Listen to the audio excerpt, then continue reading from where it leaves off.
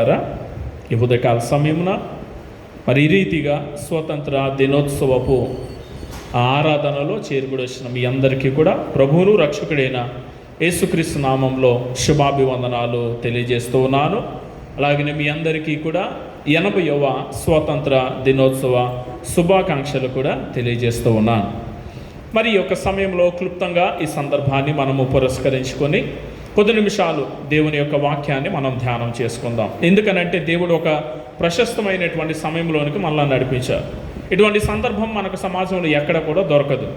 వాక్యాన్ని, భారతదేశ సంబంధించినటువంటి విషయాలను రెండింటిని కూడా మనము పోల్చుకుంటూ ధ్యానించేటటువంటి ఒక గొప్ప సమయంలో మనం అందరం కూడా ఉంటూ ఉన్నాం. క్లుప్తంగా దీని యొక్క చరిత్రను మనం జ్ఞాపకం చేసుకుని వాక్య ధ్యానంలోనికి ప్రవేశిద్దాం. భారతదేశం అనేటటువంటిది దాదాపుగా బ్రిటిష్ రూల్ కింద 190 సంవత్సరములు చాలా దాస్యత్వములో భరించింది. ఆ 190 సంవత్సరముల కాలము భారతదేశ పౌరులకు చాలా కష్టకాలంగా గడిచింది. అయితే కాలక్రమేణా ఈ యొక్క రెవల్యూషన్ అనేటటువంటిది రావడము, ప్రజలు తిరస్కరణ అనేటటువంటిది రావడము, ఒకటి నాన్ వైలెన్స్, రెండవది వైలెన్స్, రెండు రకాలైనటువంటి పరిస్థితులను బ్రిటిష్ ప్రభుత్వం ఆనాడు ఎదుర్కొన్నది. అయితే ఇలాగున ప్రజల నుండి తిరస్కారం వస్తూ ఉన్నదని గమనించినటువంటి బ్రిటిష్ ప్రభుత్వము అప్పటికి ప్రపంచము రెండవ ప్రపంచ యుద్ధము జరిగినది. అయితే బ్రిటిష్ ప్రభుత్వం కొంచెం బలహీనపడింది. అయితే భారతదేశంలో ఎదురవుతున్నటువంటి తిరస్కరణ అది తట్టుకోలేక చివరికి జూలై నెల 4వ తారీఖున పార్లమెంట్లో ఒక బిల్ పాస్ చేసింది. ఏంటి ఆ బిల్లు అని అంటే 1947 జూలై 4న ఒక బిల్ పాస్ చేసింది. ఆ బిల్ని ఏమన్నారు అని అంటే ఇండిపెండెంట్ ఇండియా అని చెప్పి ఒక యాక్ట్ని పాస్ చేశారు.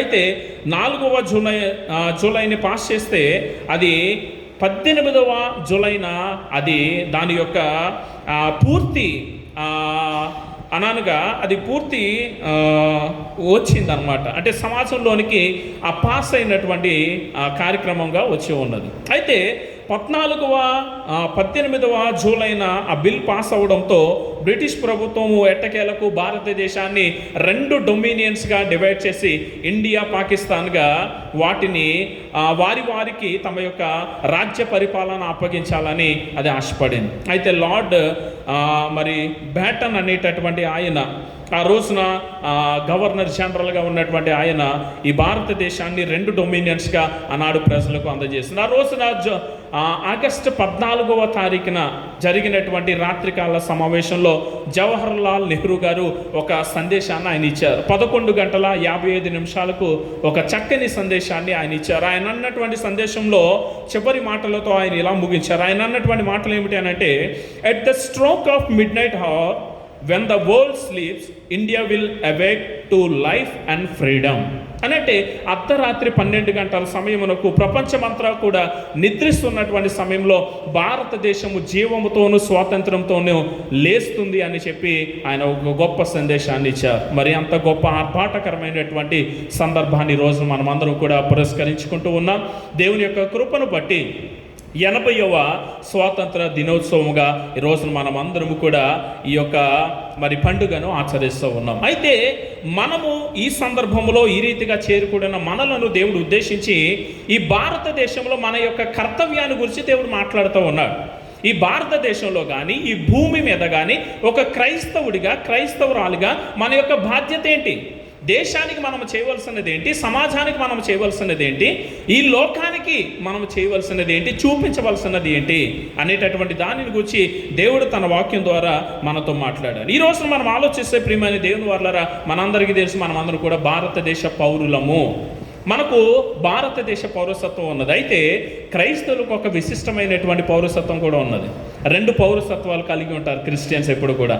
ఒకటి భారతదేశ పౌరసత్వము, రెండవది పరలోక పౌరసత్వము. మన యొక్క బాధ్యత ఏమిటి అని అంటే, ఒకటి భారతదేశమునకు చేయవలసినటువంటి బాధ్యతను మనం చేపట్టాలి, మరొక వైపున పరలోక సంబంధమైనటువంటి బాధ్యతను కూడా మనము చేపట్టాలి.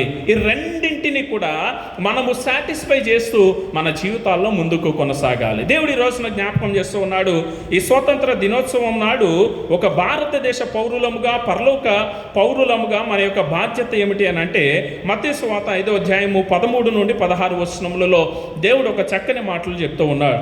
మనము ఎలాంటి వారముగా ఉండాలి ఈ లోకములో అని అంటే, దేవుడు తన పరిశుద్ధ వాక్యం ద్వారా సెలవిస్తున్నటువంటి మాట ఏమిటి అని అంటే, యు ఆర్ ది సాల్ట్ అని చెప్పి దేవుడు మాట్లాడుతూ ఉన్నాడు. మీరు ఉప్పై ఉన్నారు లోకానికి అని అంటూ ఉన్నాడు.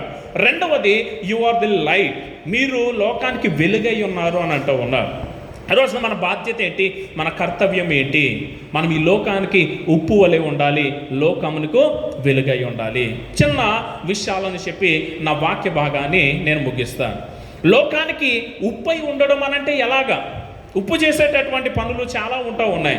ఈ రోజున దేశానికి మనం చేయవలసినటువంటి పనులు ఏమిటి అని అంటే, ఉప్పు వలె ఉప్పు చేసేటటువంటి మొట్టమొదటి గొప్ప పని ఏమిటి అని అంటే, ఉప్పు అనేటటువంటిది ఒక దేనినైనా కూడా ప్రిజర్వ్ చేస్తుంది అని అంటే సంరక్షిస్తూ ఉంటుంది. ఈ రోజున భారతదేశ పౌరసత్వము, పరలోక పౌరసత్వం కలిగినటువంటి మనము ఉప్పు వలె ఈ దేశానికి చేయవలసింది ఏంటనంటే సంరక్షించాలి. ఏం సంరక్షించాలి అని అంటే, భారతదేశం అనేటటువంటిది రిచ్ అండ్ వెరీడ్ హెరిటేజ్. దేశంలో ఉన్నటువంటి ఆచార సంస్కృతులు ఇంకే దేశంలో కూడా లేవు. మనకున్నటువంటి వ్యవస్థ, కుటుంబ వ్యవస్థ, తల్లిదండ్రుల పట్ల చూపించేటటువంటి గౌరవము, పిల్లల పట్ల చూపించేటటువంటి గౌరవము, ఇలాగున ఇవన్నిటినీ కూడా మనము చెప్పుకుంటూ ఉంటాం కదా. కొన్ని సందర్భాలలో గురువును కూడా దైవంతో సమానంగా చూసేటటువంటి దేశం ఈ దేశము, భారతదేశము. ఇటువంటి దేశంలో ఈ ఆచార సాంప్రదాయాలు కలిగి ఉన్నటువంటి ఈ దేశంలో మనం చేయవలసిన పని ఏమిటి అని అంటే, వీటన్నిటిని కూడా మనం సంరక్షించేటటువంటి వారముగా ఉండాలి. కాలక్రమేణా ఇవన్నీ కూడా మరుగున పడిపోతూ ఉన్నాయి. పూర్వపు దినములలో మనము మన తల్లిదండ్రుల ఈ విషయంలో మనకు కలిగినటువంటి గౌరవం ఈ రోజున పిల్లలకు కలగడంలా. ఎందుకనంటే ఇదంతా కూడా గ్లోబలైజేషన్ అనేటటువంటిది జరుగుతూ ఉన్నది. అంటే వివిధ దేశాల నుండి వచ్చేటటువంటి సంస్కృతి కొన్ని రకాలుగా అది ఉపయోగకరంగా ఉంటుంది, కొన్ని సందర్భాలలో అది నష్టంగా ఉంటుంది. అయితే భారతదేశానికి ఉన్నటువంటి గొప్ప భాగ్యములను ఎప్పుడు కూడా ఒక పౌరుడిగా మనం ఎప్పుడు కూడా వాటిని సంరక్షించాలి, జాగ్రత్త పరచాలి. రెండవదిగా మనం చూస్తే మొదటిగా అది ప్రిజర్వ్ చేస్తుంది. రెండవదిగా అది చేసే పని ఏంటనంటే దాహాన్ని కలిగజేస్తూ ఉంటుంది, క్రియేట్స్ థర్స్ట్. ఉప్పు ఎక్కువగా తింటే వెంటనే దాహం అనేటటువంటిది వస్తూ ఉంటుంది. ఒక క్రైస్తవురాలుగా మనం చేయవలసిన పని ఏంటనంటే, మన పొరుగు వారికి దాహాన్ని కలగజేయాలి. ఏంటా దాహం అని అంటే, క్రీస్తును గూర్చినటువంటి దాహాన్ని మనం కలగజేయాలి. మనలో చూసినటువంటి క్రీస్తుని మన పొరుగువాడు తెలుసుకునేలాగా మనం ప్రవర్తించాలి ఈ లోకంలో. అంటే క్రీస్తును మనలో ఇంకొకరికి మనము చూపించగలగాలి. ఎదుటి వ్యక్తిలో ఆ యొక్క దాహాన్ని, క్రీస్తుని గురించి తెలుసుకోవాలనేటటువంటి దాహాన్ని పెంచేవారముగా మనం ఉండాలి.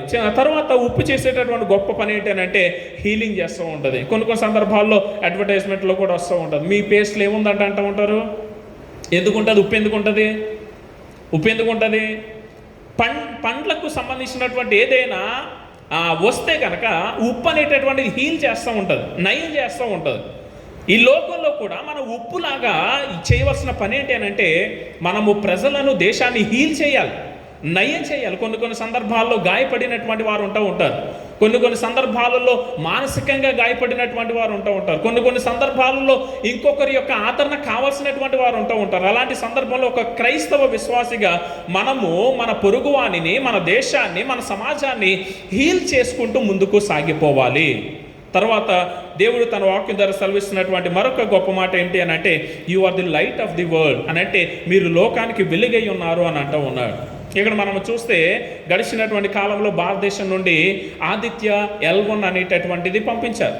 ఇది ఎందుకు అనంటే సూర్యుడి మీద జరుగుతున్నటువంటి వాతావరణ పరిస్థితులన్నిటిని కూడా తెలుసుకోవడానికి. తర్వాత చంద్రయాన్ 3ని పంపించారు, చంద్రుడి మీద ఏం జరుగుతున్నది అనేటటువంటిది తెలుసుకోవడానికి. టెక్నాలజీ ప్రకారంగా అన్ని విషయాలలో భారతదేశం చాలా ఉన్నతమైనటువంటి స్థితిగతుల్లో ముందుకు కొనసాగుతున్నది. కానీ మరొక విషాదకరమైన విషయం ఏంటి అని అంటే, ఎంత టెక్నాలజీలో ముందుకు వెళ్ళినా, ఎంత సాంకేతికంగా ఎదిగినా కానీ మనుషులలో ఉన్నటువంటి అంధకారం మాత్రం పోవడం లేదు.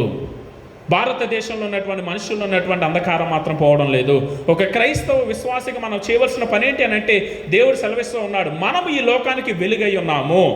ఒక వెలుగుగా మనం చేయవలసినటువంటి పని ఏమిటి అని అంటే, గైడ్ చేయాలి. లైట్ ఏం చేస్తుందని అంటే చీకట్లో ఉన్నటువంటి వానికి దారి తెలియదు.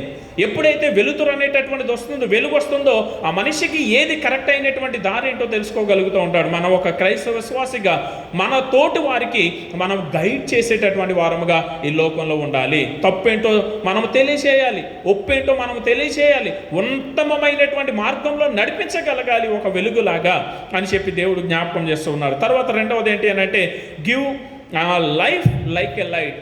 ఆ లైట్ ఏం చేస్తుంది, వెలుగు ఏం చేస్తుంది అని అంటే జీవాన్ని ఇస్తూ ఉంటుంది.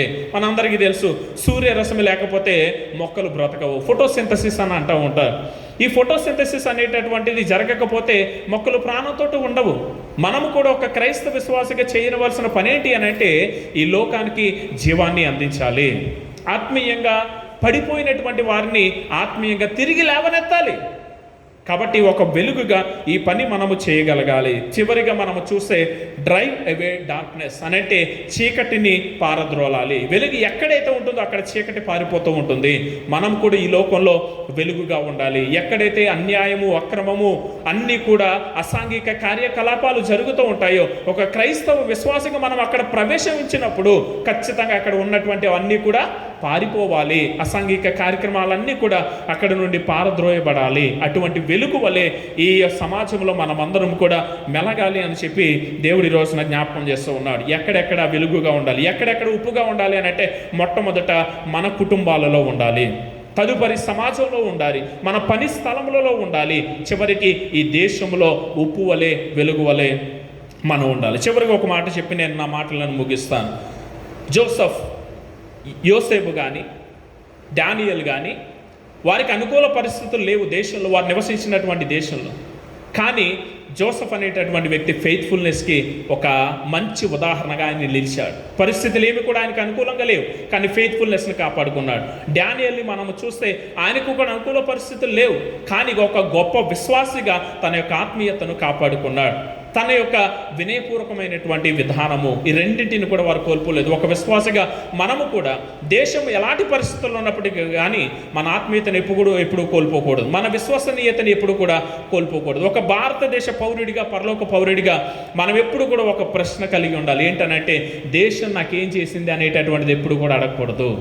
దేశం నాకేం చేసింది అనేటటువంటిది అడగడం కంటే కూడా నేను దేశానికి ఏం చేశాను అని మనల్ని మనం ప్రశ్నించుకుందాం. ఈరోజు నా త్రియేక దేవుడు గొప్ప సందర్భంలో మనల్ని నడిపించాడు. మరి విన్నటువంటి మాటల ద్వారా మన యొక్క ఆత్మీయ స్థితి ఎదిగి ఈ దేశంలో గొప్ప పౌరులముగా మనము వ్యవహరించి మన యొక్క పరుగును కడముట్టించి పరలోక పౌరులముగా మనం ఆ గొప్ప స్థానాన్ని సంతరించుకోవడానికి పరిశుద్ధాత్మ దేవుడు ఆయన మెండైన కృపా నడిపింపు సహాయము మనకందరికీ అనుగ్రహించును గాక. ఆమేన్.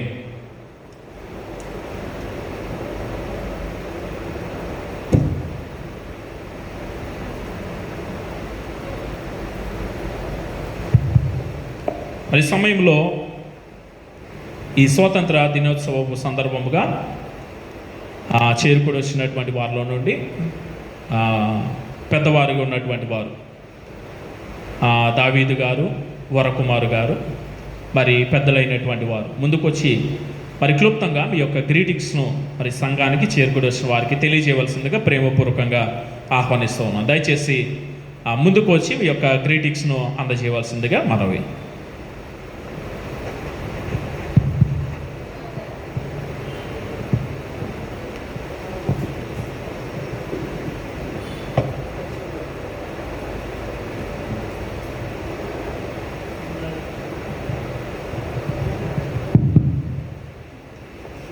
ఇది మీరు ఇందాక ఇడ్లీ తిందాం అనుకున్నారు, ఇక్కడ మీ చాయిస్, లేటుగా తింటారా త్వరగా తింటారా అనేది ఇందాక ఇద్దరు టాపిక్ ఎత్తారు కనుక మీరు choice. Praise the lord. Respected reverend Prasanna Kumar అయ్య గారు and respected our church pastor Prasanna Kumar sir and